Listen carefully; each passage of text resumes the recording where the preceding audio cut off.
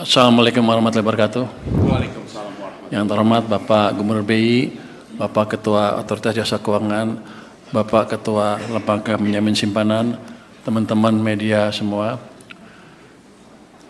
Selamat sore, salam sejahtera untuk kita semua.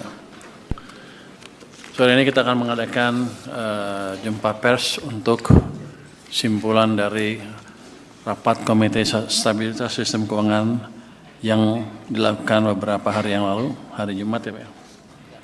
Itu saya pikir rapat tercepat sepanjang sejarah KSSK. Karena semuanya sudah mantap. Semua masalah dipecahkan dengan cepat dan tepat sasaran ya. Jadi nanti seperti biasa saya akan membacakan tentang keuangan secara umum, dilanjutkan oleh Pak Gubernur BI, Pak Ketua OJK dan Bapak Ketua LPS. Yang itu bukan yang ini. Saya mulai aja Pak Gub, izin Pak Ketua. Stabilitas sistem keuangan triwulan 3 tahun 2025 tetap terjaga dan mendukung pencapaian ekonomi dengan terus mewaspadai berbagai risiko global. Komite Stabilitas Sistem Keuangan yang terdiri dari Menteri Keuangan, Gubernur Bank Indonesia, Ketua Dewan Komisioner Otoritas Jasa Keuangan, dan Ketua Dewan Komisioner Lembaga Penjamin Simpanan menilai penguatan kewaspadaan terhadap berbagai risiko tetap akan terus dilakukan dan disertai respon kebijakan yang efektif. KSSK telah menyelenggarakan rapat berkala KSSK keempat tahun 2025 pada Jumat 31 Oktober 2025. Rapat tersebut menyepakati untuk terus memperkuat sinergi dan koordinasi kebijakan antar lembaga anggota KSSK maupun dengan kementerian atau lembaga lain dalam upaya memastikan agar KSSK senantiasa terjaga sekaligus mendorong pertumbuhan ekonomi. Pertumbuhan dunia masih menghadapi tantangan akibat dampak tarif impor Amerika Serikat yang menyebabkan ketidakpastian tetap tinggi. Namun, ekspektasi perbaikan ekonomi ke depan mulai menguat. Di AS, aktivitas ekonomi yang masih lemah berdampak pada berlanjutnya pelemahan pasar tenaga kerja sehingga mendorong The Fed memangkas Fed Funds Rate sebesar 25 basis point pada Oktober 2025 menjadi kisaran 3,75 hingga 4%. Sementara itu, perekonomian Eropa, Jepang, Tiongkok, dan India juga belum kuat. Dipengaruhi antara lain oleh masih lemahnya konsumsi rumah tangga meskipun berbagai stimulus telah diberikan. IMF merevisi ke atas pertumbuhan ekonomi global tahun 2025 ke 3,2% dalam laporan 2025. Outlook Juli 2025 sebelumnya di 3%. Meskipun masih lebih rendah dibandingkan tahun 2024 di level 3,3%. Didorong kondisi keuangan yang lebih longgar, kesepakatan dagang AS dengan negara mitra utama, ekspansi fiskal di sejumlah negara berkembang, serta penurunan inflasi. Momentum pertumbuhan ekonomi Indonesia menguat dan diperkirakan mencapai target pemerintah tahun 2025. Pada triwulan 3 2025, konsumsi rumah tangga dan investasi tetap terjaga baik dengan dukungan pemerintah bersama otoritas moneter dan sektor keuangan. Penjualan retail September 2025 tumbuh 5,8%. Tumbuh 5,8%.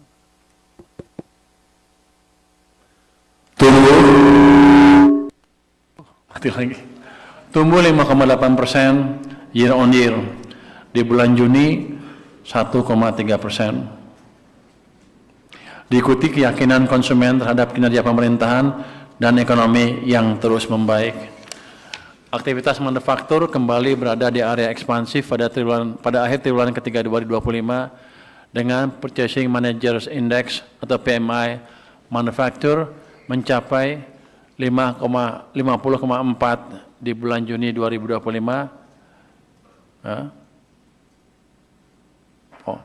Manufaktur mencapai 50,4, Juni 2025 kontraksi di 46,9 dan berlanjut ke 51,2 pada bulan Oktober 2025. Utamanya ditopang oleh kenaikan pesanan baru selama 3 bulan berturut-turut sejalan dengan surplus neraca perdagangan triwulan ketiga 2025 yang mencapai 14 miliar dolar atau tumbuh 63,4% quarter to quarter dan 112,1% year on year karena kuatnya daya saing produk Indonesia. Penempatan kas pemerintah 200 triliun rupiah sebagai cermin dari pertumbuhan uang primer sebesar 13,2% year on year. Likuiditas perekonomian juga meningkat sejalan dengan kebijakan moneter longgar dan ekspansi likuiditas dengan pertumbuhan uang beredar dalam arti luas atau M2 mencapai 8% year on year pada September 2025. Lebih tinggi dibandingkan 6,5% year on year pada bulan Juni 2025. Kedepan, investasi akan terus diperkuat termasuk melalui peran Danantara sebagai pengungkit investasi swasta serta upaya penciptaan iklim investasi yang kompetitif dengan pembentukan Satuan Tugas Percepatan Program Strategis Pemerintah atau Satgas P2SP. Belanja APBN untuk mendukung aktivitas konsumsi dan produksi diperkuat melalui percepatan implementasi program strategis serta pemberian stimulus dan dukungan insentif bagi sektor prioritas yang disinarikan dengan kebijakan moneter dan sektor keuangan. Perkembangan positif aktivitas ekonomi dan koordinasi kebijakan memperkuat optimisme ekonomi Indonesia akan tumbuh di atas 5,5% year on year pada triwulan keempat 2025 dengan dukungan stimulus 34,4 triliun rupiah. Secara full year 2025 diproyeksi pertumbuhannya akan mencapai 5,2%. Pasar SBN menunjukkan perbaikan kinerja pada triwulan ketiga tahun 2025. Yield Sun seri benchmark tenor 10 tahun turun 62 basis point year to date ke level 6,36% di akhir triwulan ketiga 2025 dan terus turun hingga level 6,07% pada 31 Oktober 2025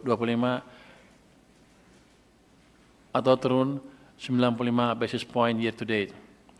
Spread Suns seri benchmark tenor 10 tahun dengan US Treasury tenor 10 tahun juga turun ke level 221 basis point pada akhir triwulan ketiga 2025 dan 196 basis point pada 31 Oktober 2025. Pasar perdana SBN juga terjaga kuat, di mana bid to cover ratio mencapai 3,86 kali selama triwulan ketiga 2025. Kinerja pasar SBN didukung oleh likuiditas domestik yang memadai, kinerja fiskal yang kuat, serta prospek perekonomian domestik yang solid.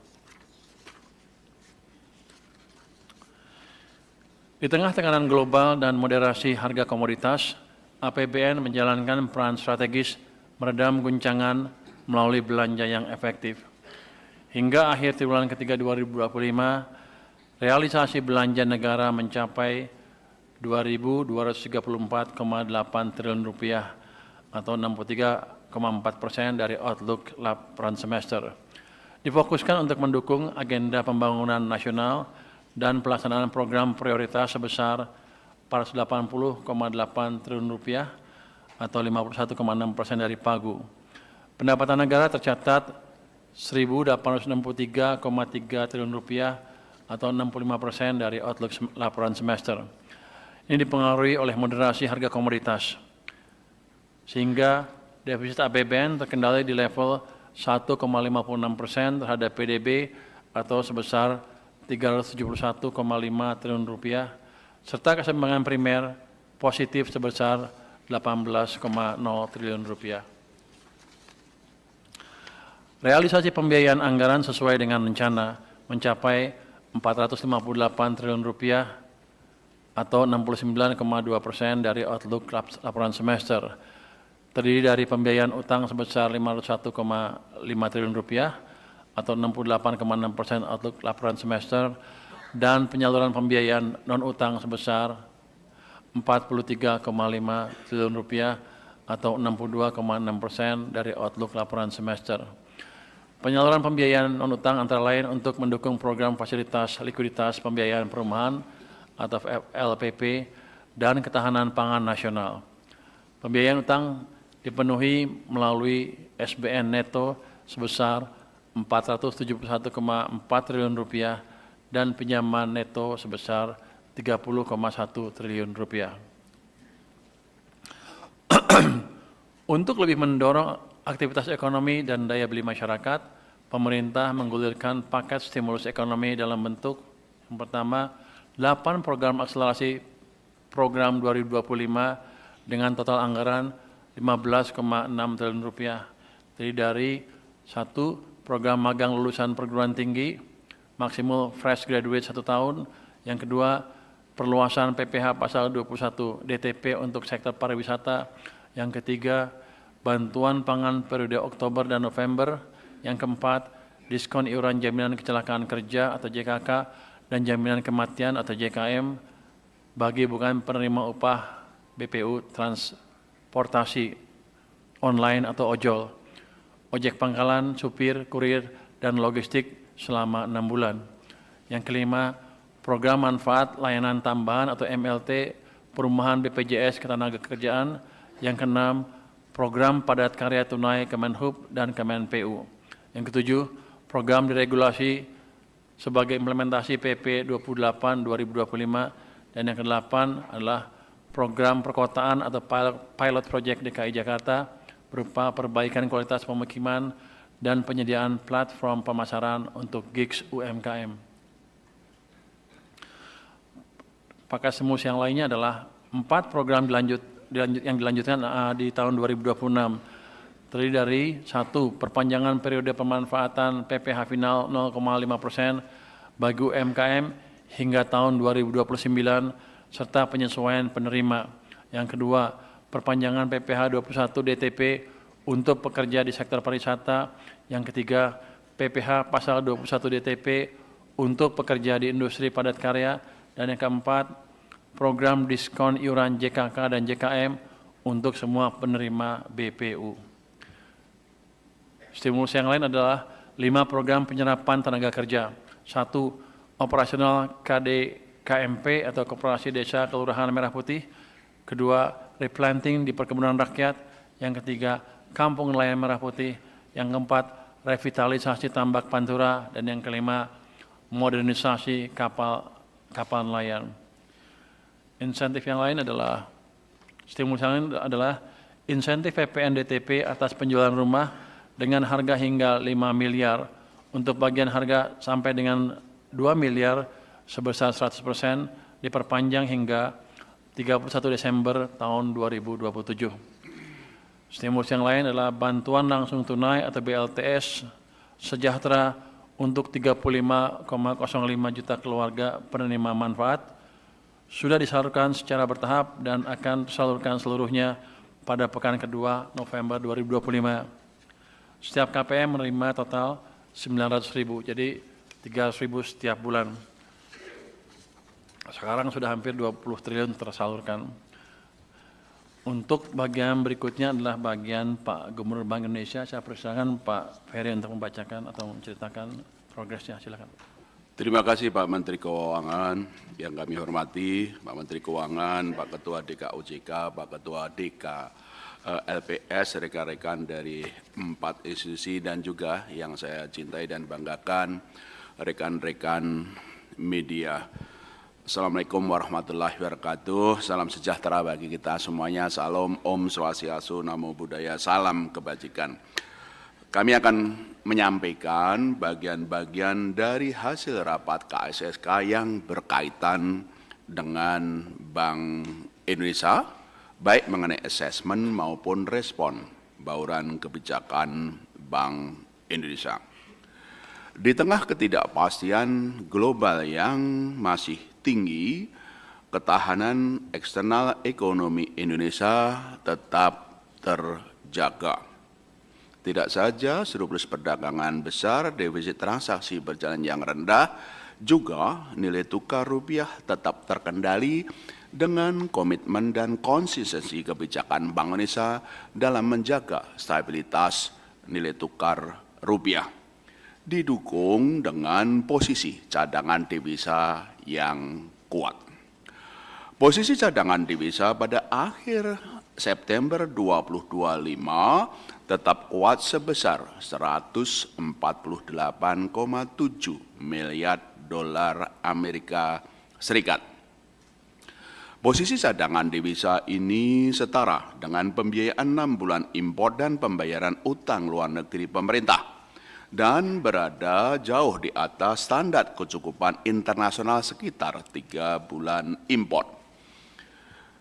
Nilai tukar pada akhir triwulan 3 2025 sempat melemah sebesar 1,05 persen point to point dibandingkan pada level akhir Agustus 2025 sejalan dengan ketidakpastian global yang meningkat tinggi pada waktu itu.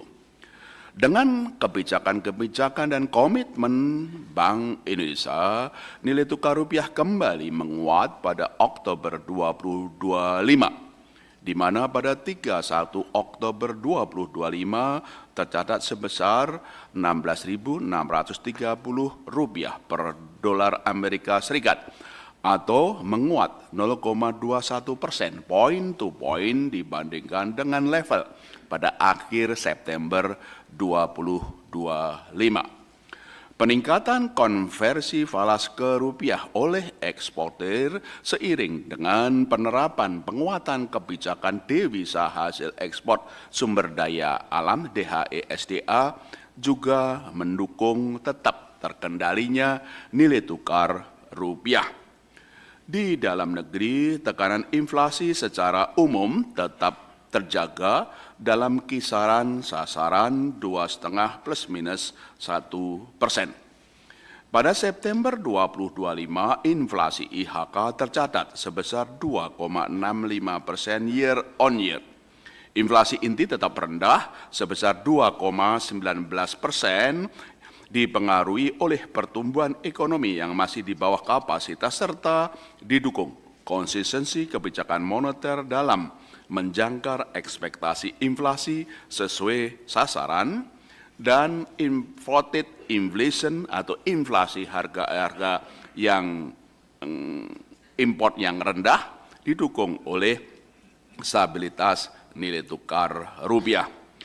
Inflasi administered prices tetap rendah sebesar 1,1% seiring menurunnya tarif angkutan dan bensin di tengah kenaikan harga jual eceran rokok. Inflasi volatile food, harga pangan yang bergejolak meningkat sebesar 6,44%, didorong oleh kenaikan harga komoditas cabai, bawang, beras, dan daging ayam seiring berakhirnya masa panen dan peningkatan biaya input produksi. Sinergi pengendalian inflasi pangan volatile food terus dilakukan melalui tim pengendalian inflasi di pusat dan daerah TPIB dan TPID dan penguatan Gerakan Nasional Pengendalian Inflasi Pangan GNPIB.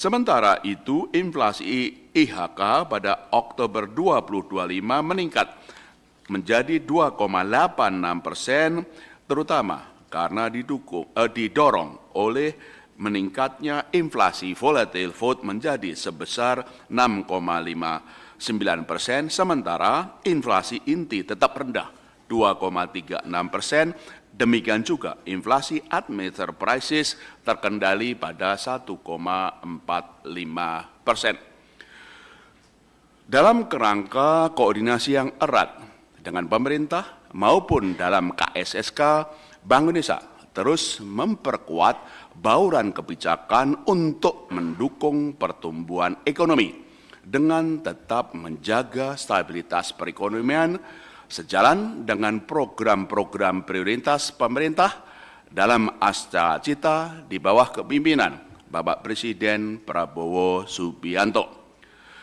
Kebijakan moneter Bank Indonesia diarahkan pada keseimbangan untuk menjaga stabilitas serta turut mendorong pertumbuhan ekonomi, pro-stability and growth. Sementara itu, kebijakan makro-prudensial dan sistem pembayaran tetap diarahkan untuk mendorong pertumbuhan ekonomi.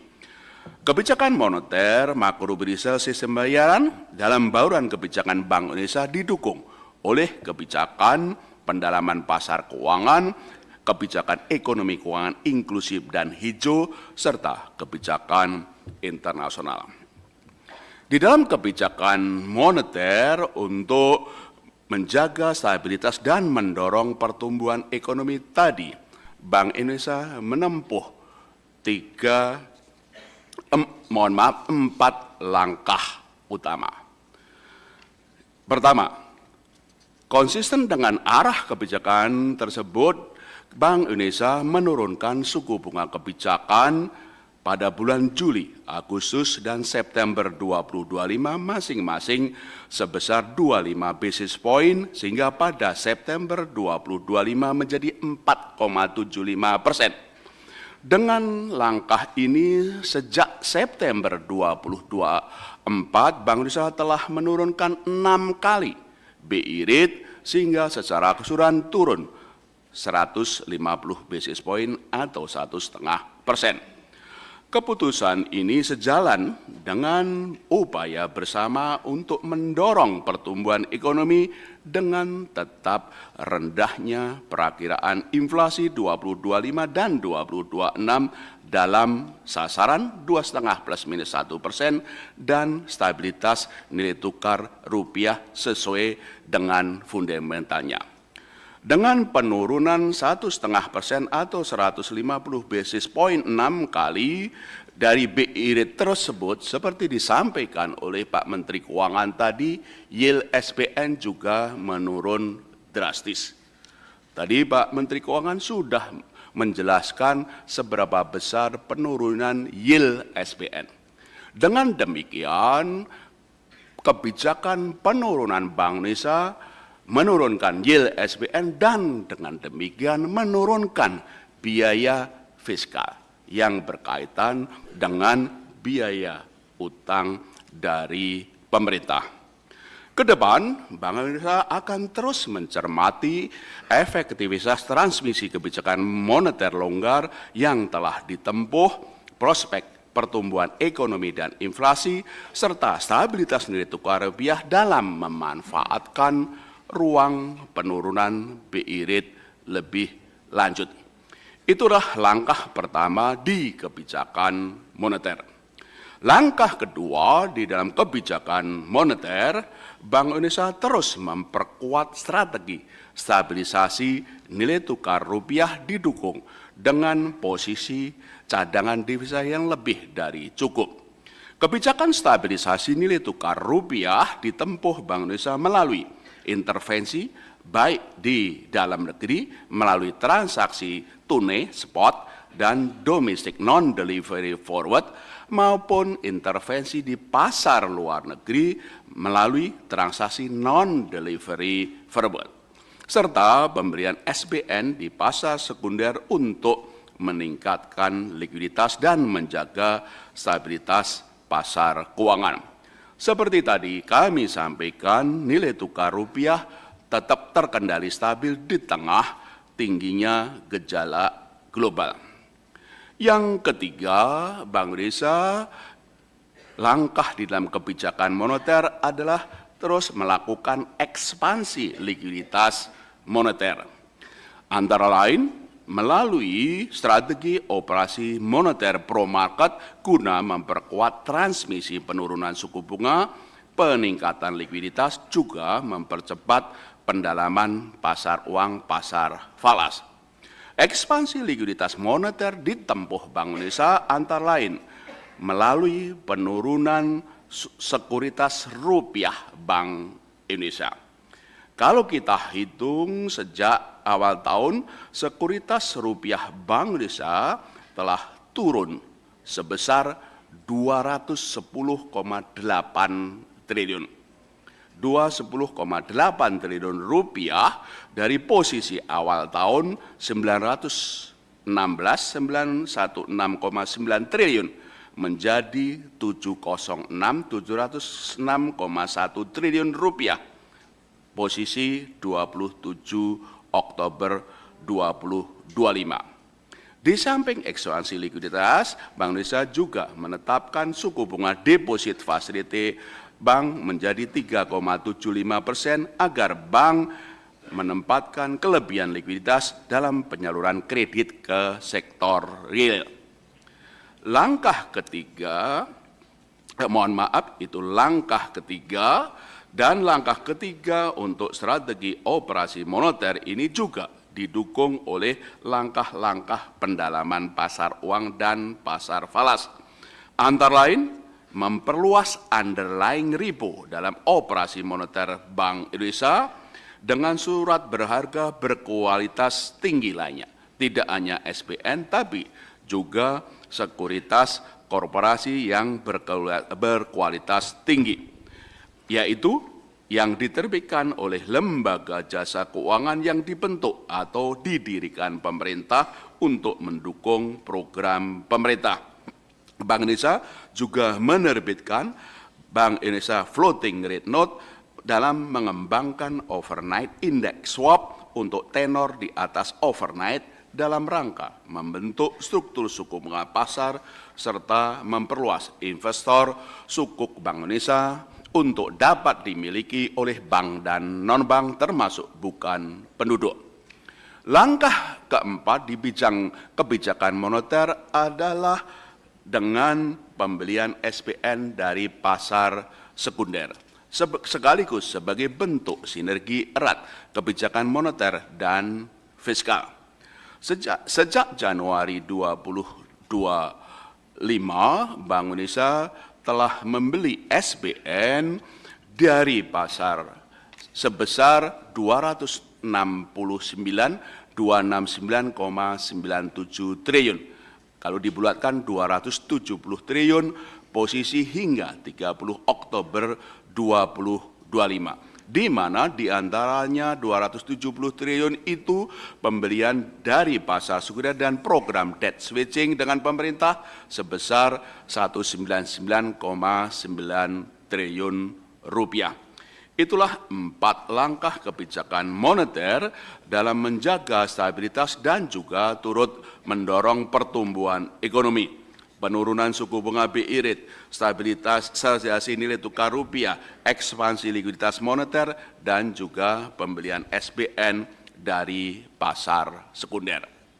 Sementara itu, kebijakan makrobudensial terus diperkuat untuk mendorong penurunan suku bunga, peningkatan likuiditas, dan kenaikan pertumbuhan kredit bagi pencapaian pertumbuhan ekonomi yang lebih tinggi. Nanti Pak Ketua DK OJK akan menjelaskan perkembangan intermediasi termasuk pertumbuhan kredit. Dalam sinergitas KSSK dan juga koordinasi bilateral antara Bank Indonesia dengan OJK, Bank Indonesia memperkuat kebijakan makrobudensial longgar untuk mendorong pertumbuhan kredit dan tetap menjaga stabilitas sistem keuangan dengan 3 langkah utama. Yang pertama adalah penguatan kebijakan likuiditas makrobudensial yang berbasis kinerja dan berorientasi ke depan, berlaku 1 Desember 2025, melalui pemberian insentif atas komitmen bank dalam menyalurkan kredit pembiayaan kepada sektor tertentu, termasuk mendukung sektor-sektor prioritas pemerintah, dan menetapkan suku bunga kredit pembiayaan sejalan dengan arah suku bunga kebijakan Bank Indonesia. Berdasarkan besaran insentif KLM, kebijakan insentif likuiditas terdiri dari insentif dalam mendorong kredit, disebut lending channel, dan dalam menurunkan suku bunga. Insentif KLM, kebijakan likuiditas makrobudensial untuk lending channel paling tinggi 5% dari dana pihak ketiga dan untuk mendorong kredit paling tinggi sebesar 0,5% dari DPK. Sektor-sektor yang mendapatkan insentif likuiditas antara lain sektor pertanian, industri hilirisasi, sektor jasa termasuk ekonomi kreatif, sektor konstruksi, real estate termasuk juga perumahan rakyat, sektor UMKM, koperasi, inklusi, dan berkelanjutan. Sementara untuk besaran insentif yang berkaitan dengan suku bunga, penurunan suku bunga didasarkan pada kecepatan perbankan dalam menurunkan suku bunga kredit terhadap suku bunga Bank Indonesia. Hingga minggu pertama Oktober 2025, total insentif kebijakan likuiditas makrobudensial telah mencapai 393 triliun yang disalurkan kepada Bank BUMN 173,6 triliun rupiah, Bank Umum Swasta Nasional sebesar 174,4 triliun rupiah, Bank Pembangunan Daerah sebesar 39,1 triliun rupiah, dan kantor cabang bank asing 5,7 triliun rupiah. Yang kedua, kebijakan makrobudensial, penguatan kebijakan yang longgar ditempuh dengan mempertahankan rasio countercyclical capital buffer sebesar 0%, rasio intermediasi makrobudensial 84-94%, demikian juga rasio loan to value ratio kredit properti paling besar 100% atau down payment-nya 0%, dan uang muka kredit kendaraan bermotor paling rendah sebesar 0%. Bank Indonesia juga menerapkan rasio pendanaan luar negeri yang paling tinggi ditingkatkan menjadi 35% terhadap modal bank. Langkah ketiga, kebijakan makrobudensial longgar untuk mendorong pertumbuhan kredit juga diarahkan untuk kredit kepada UMKM melalui pemberian insentif likuiditas untuk sektor UMKM, koperasi, inklusi, dan berkelanjutan paling tinggi 1,5%. Demikian juga penerapan rasio pembiayaan inklusif makrobudensial sebesar 30% minimal dari total kredit. Itulah 3 langkah kebijakan makrobudensial longgar untuk mendorong kredit bagi pertumbuhan ekonomi yang lebih tinggi. Penguatan kebijakan insentif likuiditas makrobudensial, penguatan kebijakan makrobudensial yang lainnya, dan ketiga kebijakan makrobudensial untuk mendorong UMKM. Di samping kebijakan moneter dan kebijakan makrobudensial tadi, Bank Indonesia juga memperkuat kebijakan sistem pembayaran dengan mengarahkannya mendorong pertumbuhan ekonomi melalui perluasan akseptasi pembayaran digital, penguatan infrastruktur, dan konsolidasi struktur industri sistem pembayaran. Antara lain melalui yang pertama, perluasan implementasi kerjasama KRIS yang antar negara yang terus diperluas dengan Jepang, dengan Tiongkok, dan inisiasi sandbox KRIS antar negara Indonesia Korea Selatan. Yang kedua, perluasan implementasi KRIS tanpa PINDE TAP di berbagai sektor dan wilayah, termasuk pada 5 moda transportasi, Jabodetabek, dan parkir. Langkah yang ketiga adalah inisiasi peningkatan kapasitas dan literasi sinergi, percepatan dan perluasan digitalisasi daerah, katalis P2DD sebagai wadah sinergi dan pembelajaran antar pemerintah daerah, dan juga melakukan berbagai inovasi yang diluncurkan dalam Festival Ekonomi Keuangan Digital FECDI berkolaborasi dengan Indonesia Fintech Summit Expo IFC yang digelar minggu lalu. Selain itu, Bank Indonesia juga memperkuat dan memperluas kerjasama internasional di area kebank sentralan, termasuk konektivitas sistem pembayaran dan transaksi menggunakan mata uang lokal. Local currency transaction yang terus diperluas tidak hanya dengan ASEAN, tapi juga dengan Tiongkok dan Jepang. Bahkan nilai transaksi dengan mata uang lokal dengan Tiongkok telah mencapai hampir 7 miliar dolar dan dengan Jepang mencapai sekitar 5 miliar dolar. Bank Indonesia tentu saja akan terus memperkuat sinergitas kebijakan dengan pemerintah dan juga dengan KSSK untuk mendorong stabilitas dan pertumbuhan ekonomi yang tinggi sejalan dengan program pemerintah. Demikian Pak Menteri, kami bacakan pokok-pokok kesimpulan dari Bank Indonesia, kami kembalikan kepada Pak Menteri.